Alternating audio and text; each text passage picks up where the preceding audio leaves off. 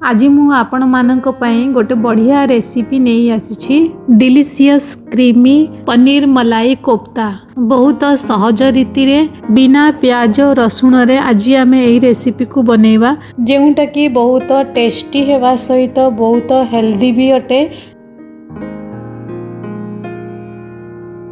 पनीर मलाई कोफ्ता बनैबा पई दुईटी medium size रो सिजा आलू को नहीं आलूर मु चोपा छड़े देछि। एही रेसिपी बनैया पई आपन को 2 घंटा पूर्वरु आलू को सिझेई करी रेडी करबा को हेबो। ता संग को घर तैयारी 200 ग्राम पनीर को नहीं जेहेतु घर तैयारी पनीर को नहीं सेति पई एही पनीर बहुत नरम होईछि। पनीर को मु हाथ रे क्रम्बल करि नेबी। जदि आपण मार्केट रो पनीर व्यवहार करछंती ताहाले पनीर को कद्दूकस करिकि नेबे। तापरे सिजा आलू को भी एई भली भाबरे कद्दूकस करी पकेइबा। 2 बड़ चामच कॉर्नफ्लोर पकेइबा। आपण कॉर्नफ्लोर बदल रे मैदा भी नहीं पारिबे। आधा चामच दरदरा कुटा होइथिबा गोलमरीच नबा। स्वाद अनुसार लूण भी पकेइबा।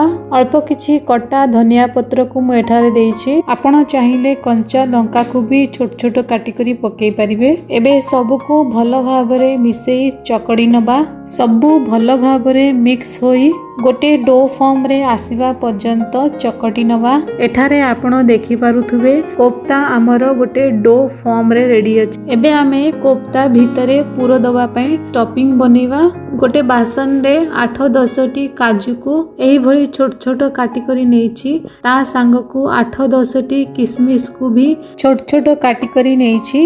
गोटे बड़ चामच खोया को एथिरे पकेवा। आपण चाहिए गोटे छोट चामच चीनी भी एथिरे मिसेई पारिबे। मु एथिरे चीनी पकेइबी नाही। जदि आपणक पाखरे खोया नाही ताहाले आपण काजू एवं किशमिश को मिसेई मध्य पूरो तैयारी करि पारिबे किंबा बिना पूरो देई भी आपण एही कोफ्ता को बनेई पारिबे। काजू किशमिश खोया को भल भाबरे मिसेई दबा। एठारे कोफ्तार स्टफिंग रेडी अछि। एबे आमे एहा को छोट छोट साइज रो बॉल्स आमे तैयारी कर नवा। एबे आमे रेडी करी रखिथिबा अल्प किछि एही भली साइज रो कोफ्ता नवा। आमे पूरो दिया पिठा करूछे काकरा पिठा मंडा पिठा जेमिति पूरो देउछे सेही भली भाबरे तैयारी करी रखिथिबा काजू किशमिश खोयार पूरो देई एही भली भाबरे सील करनवा।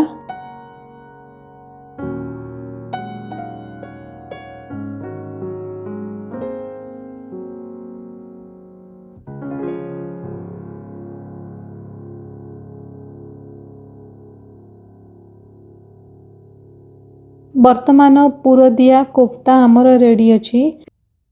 एबे आमे गैस रे आपे पैन को गरम करिबा। सबु कैविटी रे अल्प किछि घियो किंबा तेल देई ग्रीस करनवा। तापरे रेडी करी रखिथिबा पूरो दिया कोफ्ता को आमे एथिरे पकेइबा। लो मीडियम फ्लेम रे कोफ्तार चारि पाखो गोल्डन कलर आसीबा पर्यंत भाजी नवा। अल्प किछि तेल एवं घियो रे आपण एई भली भाबरे आपे पैन रे कोफ्ता को भाजी परिबे। एठारे आपण देखि पारुथुबे अल्प किछि घियो रे कोफ्ता हमर केते बढ़िया भाजी हो जाइछि। केते बढ़िया कलर भी आसीछि। आपण चाहिए एही कोफ्ता को डीप फ्राई भी करि परिबे एवं सेलो फ्राई भी करि परिबे। एही भली भाबरे थरे आपे पैन रे कोफ्ता को फ्राई करके देखंतु आपण को बहुत पसंद आसीबो। वर्तमान सबु कोफ्ता हमर भल भाबरे भाजी होई सारिछि। सबु को गोटे प्लेट रे काढी नवा। एबे आमे कोफ्तार ग्रेवी बनेइबा। सेति पय गैस ऑन करी गोटे पैन किंबा कढ़ई को चढ़ेइबा। गोटे चामच तेल पकेइबा। मु एठारे तेलर क्वांटिटी टिके कम नेछि। आपण चाहिए 2 चामच भी तेल पकेई पारिबे। गोटे बड़ अळैच तेल रे दबा। 2टी तेजपत्र 3टी सुखिला लंका 1.5 इंच रो दालचीनी 4टी लवंग 3टी छोटो गुजराती गोटे चामच जीरा देई सबको लो मीडियम फ्लेम रे अल्प किछि कलर एवं गोटा मसलार फ्लेवर आसीबा पर्यंत भाजी नेबा। तापरे 1.5 इंच रो अदा को काटी करी एथिरे दबा। अदा को भी भाजी नेबा। अदा रे कंचा बासना रहिबो नाही। तापरे 8 ରୁ 10टी काजू को भल भाबरे धोई करी एथिरे पकेइबा। काजू को भी भाजी नेबा। मु एठारे 3टी मीडियम साइज रो लाल टमाटर को एई भली रफली काटी करी पकेइछि। गोटे कंचा लंका को काटी करी देइछि। तापरे लूण पकेई सबको भल भाबरे मिसेइबा। टमाटर को सबु मसला सहित भल भाबरे भाजी करी कसी नेबा। लो मीडियम फ्लेम रे ढांकुणी दे 10 रु 12 मिनिट पर्यंत टमाटर एवं सबु मसला को आमे भाजी नेबा। मझी मझीरे ढांकुणी को काढ़ी सबको भल भाबरे गोळी नउथबा। 12 मिनिट परे आपण एठारे देखि पारुथिबे सबु मसला सहित टमाटर आमर भल भाबरे भाजी होई जाइछि। कलर एवं फ्लेवर भी बहुत बढ़िया आसीछि। एबे ग्रेवी तैयारी करिबा पई मसला आमर भल भाबरे भाजी होई जाइछि। गैस को बंद कर दबा एवं एहा को ठंडा हेबा पई दबा। ए मसला आमर ठंडा होई जाइछि। टमाटर सहित सबु मसला को आमे गोटे मिक्सर जार रे दबा। जेमिति कि मु आगुरु कहितली कि एही रेसिपी को आमे बिना प्याज रसुण रे बनौछे। सेथि पई मु एठारे खंड पनीर पीसेस को एथिरे पकेइबी एवं गोटे चामच खोया भी पकेइबी। 2 बड़ चामच नॉर्मल टेम्परेचर रो खीर को पकेई ग्राइंड करनबा। बिना प्याज रसुण रे आपण थरे एई भली भाबरे ग्रेवी को बनै करी देखंतु। केवल एही रेसिपी पाई नुहे जे कोनोसी ग्रेवी रो रेसिपी आपण बनौछंती सेथिरे एई भली भाबरे ग्रेवी को बनै करी देखंतु। बहुत बढ़िया एवं टेस्टी हेल्दी रेसिपी आपण बनै परिबे। आपण यही ग्रेवी को खोया बिना भी बनै पारिबे।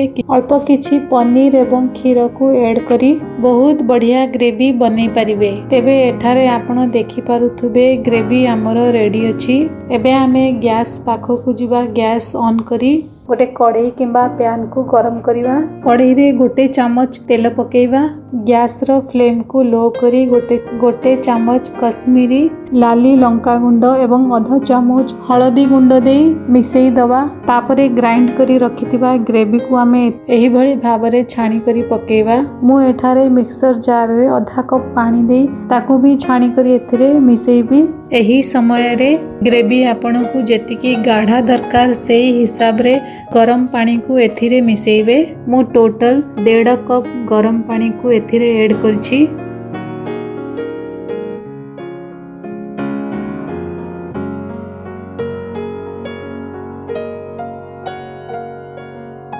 आगुरु आमे सब टमाटर मसला को भाजीबा समय रे लूण देइथिले ताकू ध्यान रे रखी एबे आमे लूण पकेइबा।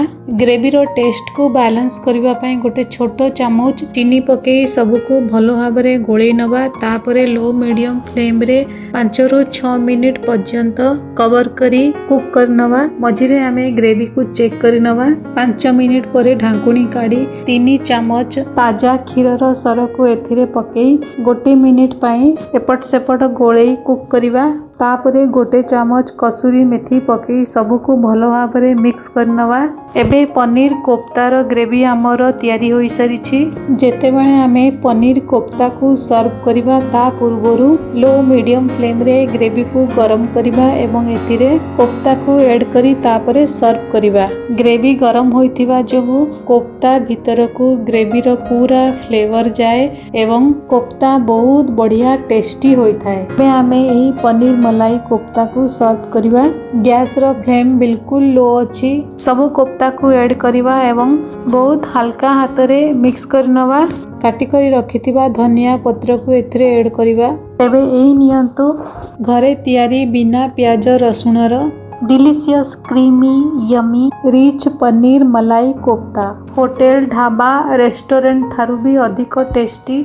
आपण एही रेसिपी को घरे तैयारी करि परिबे। तेबे निश्चिंत भाबरे थरे एही रेसिपी को घरे ट्राई करंतु।